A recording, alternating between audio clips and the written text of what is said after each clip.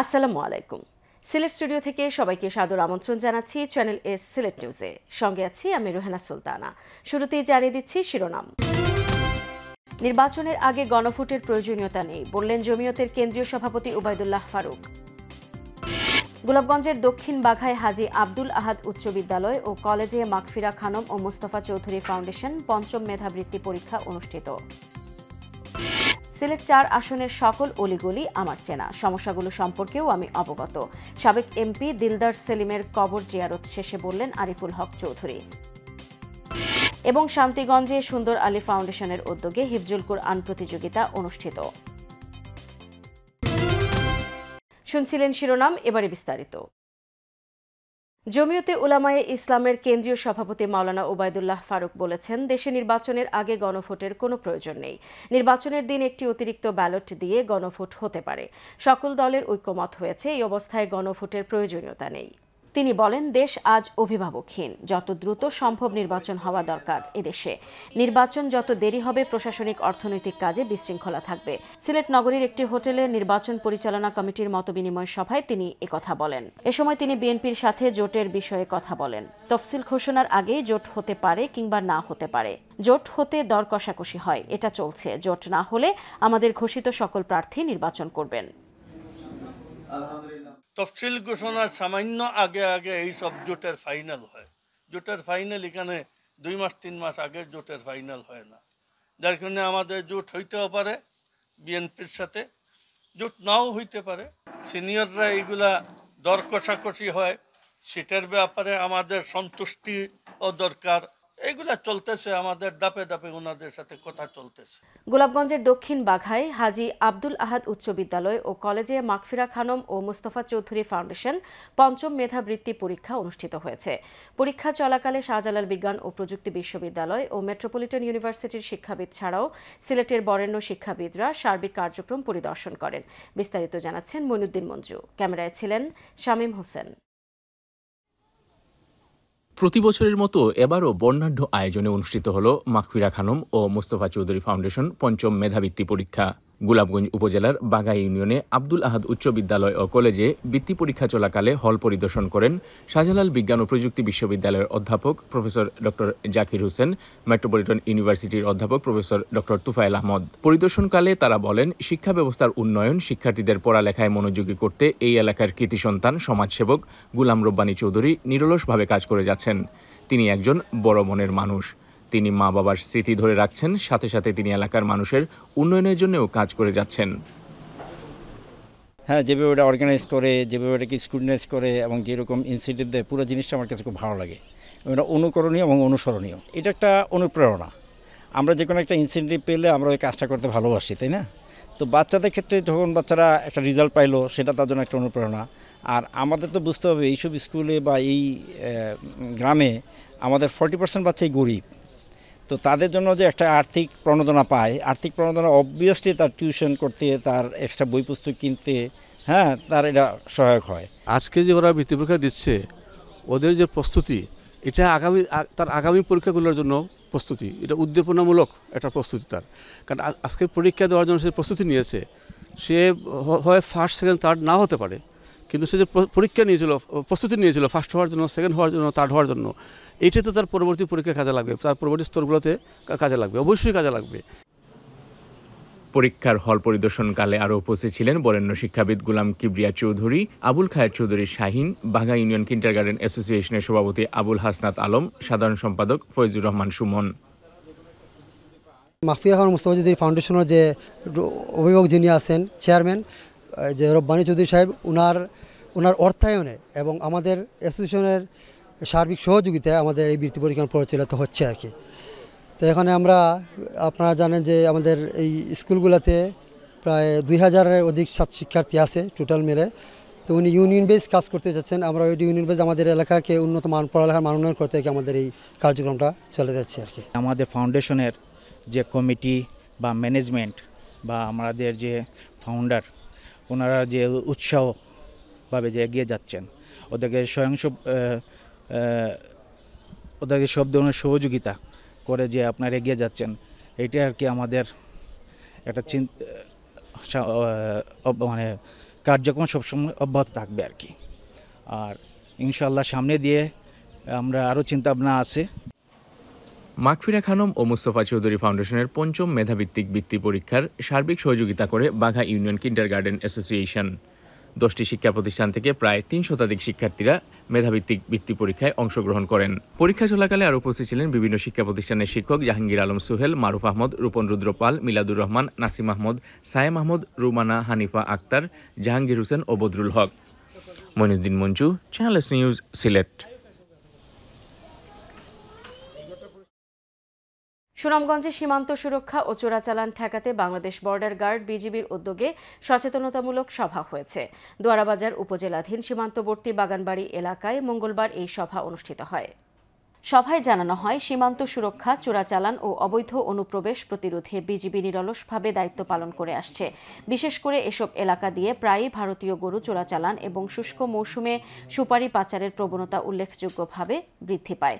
এসব অবৈধ কার্যক্রম পরিচালনার উদ্দেশ্যে চোরাকারবারীরা প্রতিনিয়ত বাংলাদেশ থেকে ভারতে অবৈধভাবে অনুপ্রবেশ করে থাকে।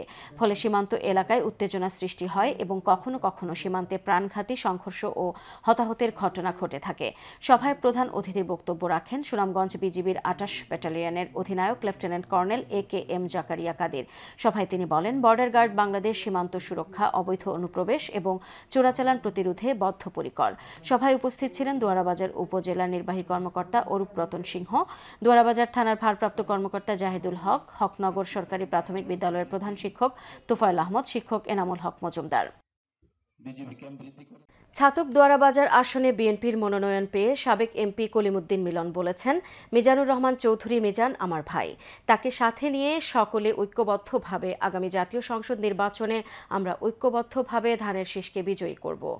বিএনপির দলীয় মনোনয়ন পেয়ে ধানের শীষ প্রতীক নিয়ে তার নিজ নির্বাচনী এলাকায় ছাতকের গোবিন্দগঞ্জ পয়েন্টে এলে ছাতক দুয়ারার হাজার হাজার নেতাকর্মী তাকে স্বাগত জানান।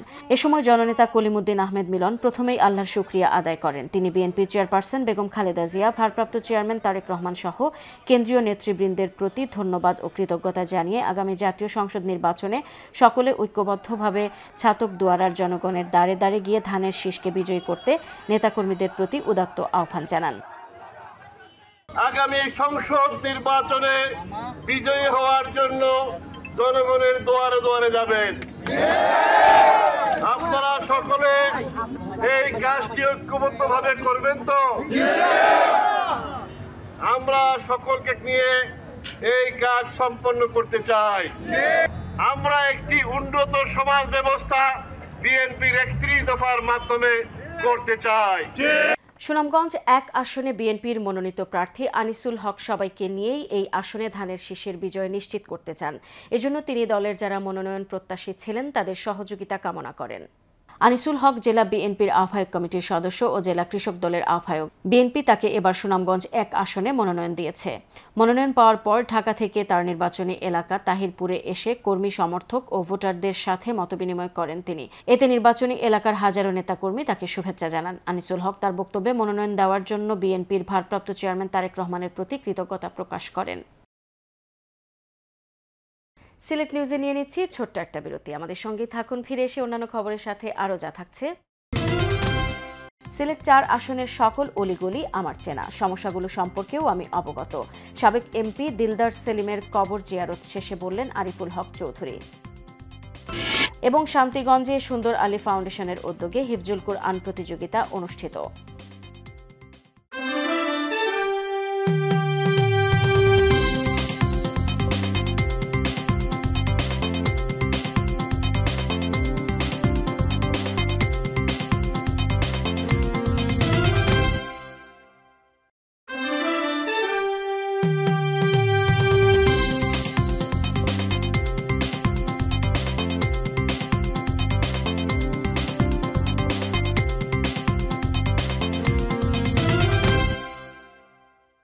স্বাগত আরেকবার সিলেট স্টুডিও থেকে চ্যানেল এস সিলেট নিউজে। সিলেট ৪ আসনের সাবেক এমপি দিলদার হোসেন সেলিমের কবর জিয়ারত করেছেন বিএনপি চেয়ারপারসনের উপদেষ্টা আরিফুল হক চৌধুরী।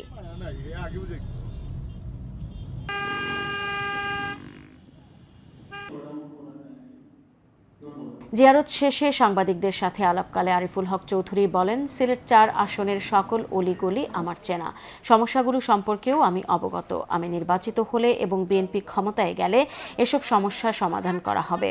আরিফুল হক চৌধুরী রাধানগর বাজার কেন্দ্রীয় জামে মসজিদে জুমার নামাজ আদায় করেন এবং নামাজ শেষে এই আসনের সাবেক সংসদ সদস্য প্রয়াত বর্ষিয়ান বিএনপি নেতা দিলদার হোসেন সেলিমের কবর জিয়ারত করেন। এরপর তিনি রাধানগর বাজারে গণসংযোগ করেন। এতে গোয়াইনঘাট উপজেলার বিএনপি অঙ্গ সংগঠন ও স্থানীয় নেতাকর্মীরা বিশাল জনসমাগম গড়ে তোলেন।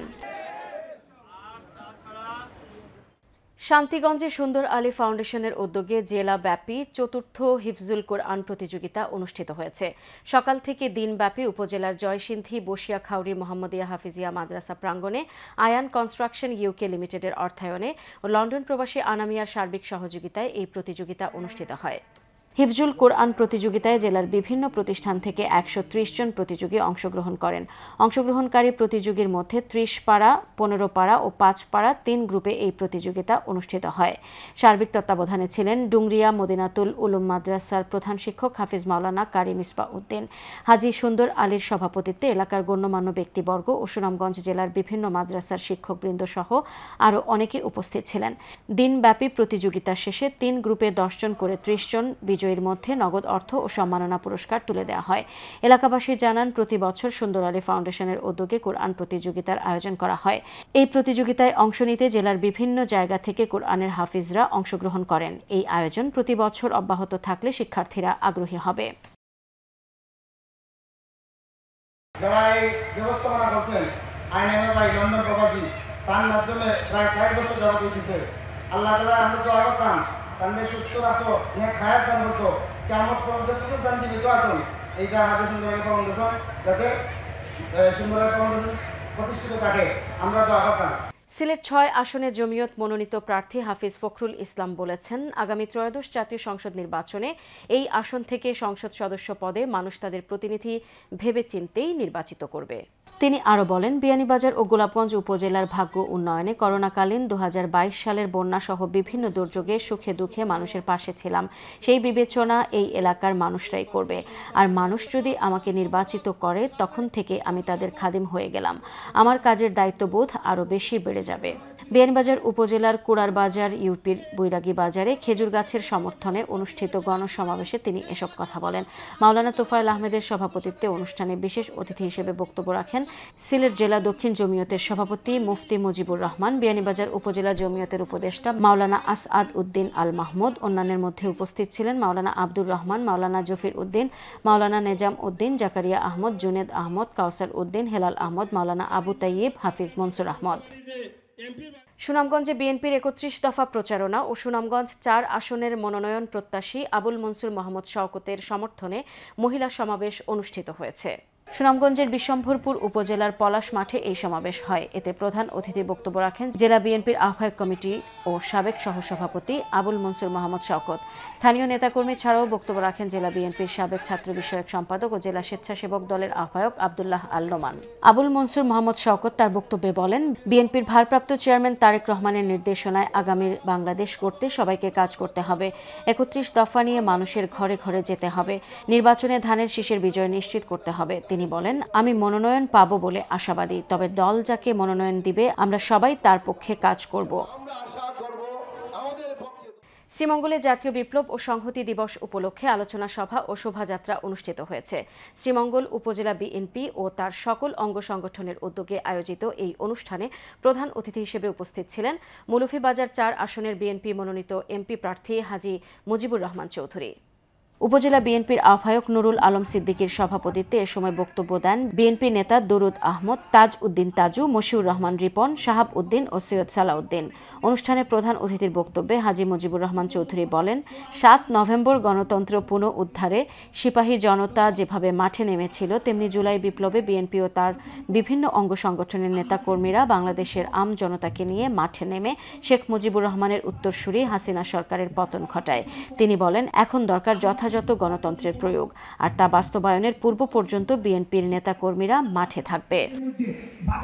সিলেট নিউজ আজ এই পর্যন্তই। সিলেট বিভাগের প্রত্যন্ত অঞ্চলের খবর জানতে চোখ রাখুন চ্যানেল এস এর পর্দায়। সবাইকে ধন্যবাদ এতক্ষণ সঙ্গে থাকার জন্য। আল্লাহ হাফেজ।